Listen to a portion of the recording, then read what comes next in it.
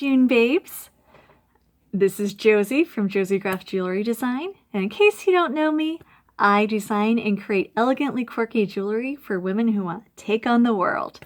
So today, as I mentioned, I am talking about June, and in particular, June birthstones. So you June babes are super lucky because you don't have just one, no, not two, but 3 different birthstones that you can choose from to be able to show off how awesome you are. So let's get started. So the first of those birthstones are actually pearls. Now pearls, they're organic in nature, so they're not technically stones, but they are still considered gems. So they're still really prized, really beautiful, but they're not actually a hard gems, actual stone themselves. They are actually formed inside a living mollusk, which is includes clams and oysters. And these animals create pearls in response to an irritation or foreign matter that they feel inside their little shell. And they just keep coating these little layers and layers of what we call mother of pearl to protect themselves from this danger that they're feeling, and it ends up becoming these really beautiful and lustrous pearls. Now, pearls can be found both in salt and freshwater, and clams and oysters. Saltwater pearls tend to be rounder, like that classic round shape, whereas freshwater pearls can have much more organic forms to them and not always necessarily be round. Japan is probably one of the biggest places to be able to find pearls, just because they figured out how you can grow and create basically farms of where these pearls are just grown inside their living little creatures. Colors that pearls come in, they're of course the classic white or that cream or ivory color, so it's like, which are all basically variations on the theme of white, but they can also be found in black, like black Tahitian pearls, golden pearls, which are highly prized in China, also pink. Freshwater pearls tend to go towards the pink end, and then also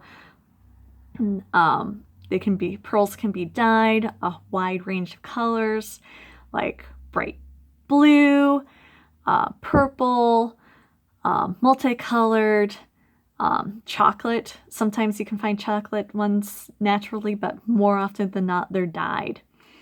Now, pearls have a lot of symbolism and folklore.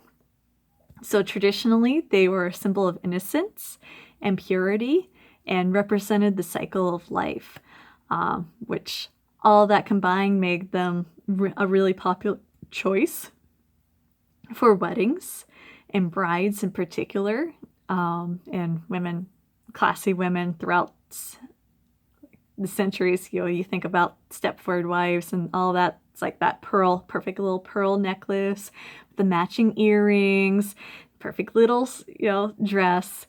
But nowadays, a lot of designers like to play around and use pearls in different ways than what we did in the past. Okay, so those are pearls. Second of those 3 birthstones that you lucky June babes get to choose from are moonstones. Moonstones are a type of feldspar, and feldspar is one of the most common minerals on the surface of the Earth. But they have a low hardness rating and a lot of inclusions, which roughly translates into they're a little bit harder to set without chipping or breaking, and same with wearing. And if the setting isn't a very secure one that helps protect the stone, then they're likely to break or chip or otherwise experience damage. Moonstones, they can be found in New Mexico, Virginia, Australia, Madagascar, Finland, Norway, India, Sri Lanka, Mexico and Tanzania. I'm checking my notes to make sure I get all the countries in there. And they come in a wide variety of colors, and they tend to have this very smoky, misty, moonlit luminescence to them, which is part of the reason why they're called moonstones. And they can come in white, gray, pink, green, blue, and chocolate. And the moonstones that have that blue tone are considered the most rare and most valuable and the prettiest, but all of them are really awesome. And they symbolize love, protection, youthfulness. In fact, there's some stories of people from the past of people who wear moonstone being able to regain a more youthful appearance, like a facelift or Botox, except without all the funny business of needles and scalpels that go with it.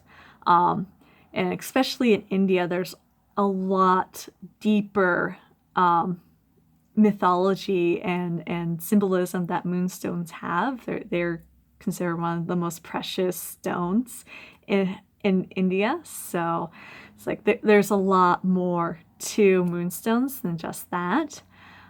Now, the third of these three awesome June birthstones is my personal favorite, which is called Alexandrite.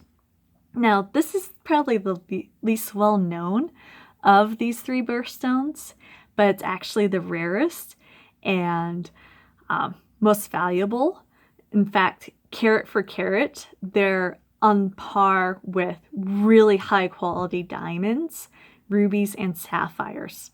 They're extremely rare to find in nature, so even a good man-made or lab-grown Alexandrite, it still can be worth a little bit of money. They were named for Tsar Alexander II, and they were first mined in the Ural Mountains of Russia, but those mines were played out by the beginning of the 20th century, and even before the World War I and the Russian Revolution, those mines were basically played out.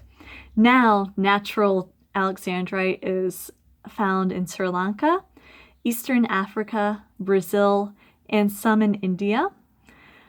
Now, what makes Alexandrite really special and so valuable and unique is the color. It's not just one color. It depending on the light and the stones, the jewelry setting that it's in, it can change color. Going from a greenish blue to like this lavender, purple, lilac awesomeness. If it's unset, it tends to have a little bit more of just an off gray, clear. Doesn't seem that exciting until it's put in the right setting. And I think especially with Alexandrite, you need to put it in white metal like sterling, white gold, or platinum, just to be able to help reflect the clearest light possible back onto the stone. Yellow gold kind of takes away from that. So again, it needs to be set like a really high quality diamond that it's priced like. Now, the symbolism and folklore of Alexandrite, it promotes your well-being and self-esteem and also good luck. So especially if you're a June babe that is really struggling with your self-worth, it's like you might want to consider getting your hands on a piece of Alexandrite jewelry just to be able to, help bring out, that energy of being, feeling good and like believing in yourself and being able to transform your luck.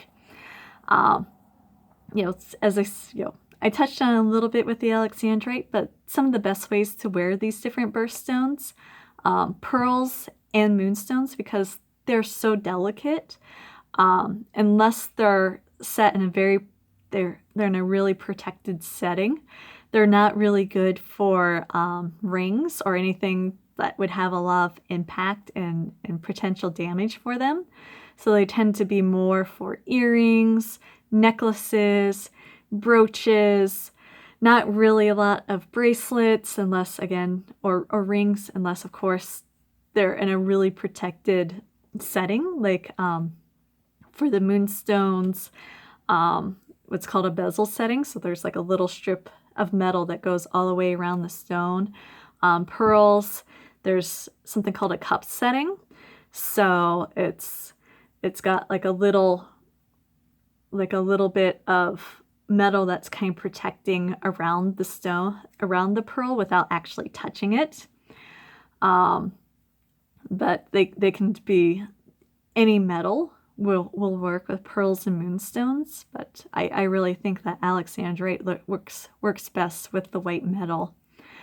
And Alexandrite, because it's a much more resilient material, and because of its ability to change color, it's one of those stones that works really well in a stone setting, or not a stone setting, as a ring. Can also do necklaces and earrings and all other kinds of jewelry, but it's like a ring would really let it sparkle, and you can be mesmerized by the color change throughout your day. And if you're thinking about giving somebody one of their birthstones, I would really consider their personality, what they're going through, maybe their horoscope. So to me, pearls and moonstone, I tend to think of that as a Cancer. Whereas Alexandrite, because of the fact that they change color, definitely screams Gemini, because Geminis are, they can change with the situation a lot better than most other people's sun signs. So, and they're a lot of fun. So it's like that. And also maybe if you know somebody who's going through a rough patch and is doubting their self-worth, it's that Alexandrite would also give them that boost. So I hope you enjoyed this little overview about the June birthstones, which of course, it's not just one, it's not just two, but it's 3 different birthstones, which are pearls, moonstones, and Alexandrite. I gave you a little taste of what each of these gemstones are, and where they're found, and what are some of the best ways to wear them, and what they symbolize, and the folklore that revolves around them. So if you like this video, I have this special gift for you. It's like, click the link below to grab your free birthstone cheat sheet from me. And in this birthstone cheat sheet, I kind of go over all of the birthstones for each month, and it's like, what they are, what colors they come in, and some of the folklore and symbolism that they revolve around to kind of help with your energy. So definitely go grab that. Click the link below. And if you like this video, I'd really appreciate it if you could give me a like, comment, share it with your friends, and subscribe to this channel. Until next time, this is Josie Graff, and I will see you later. Bye.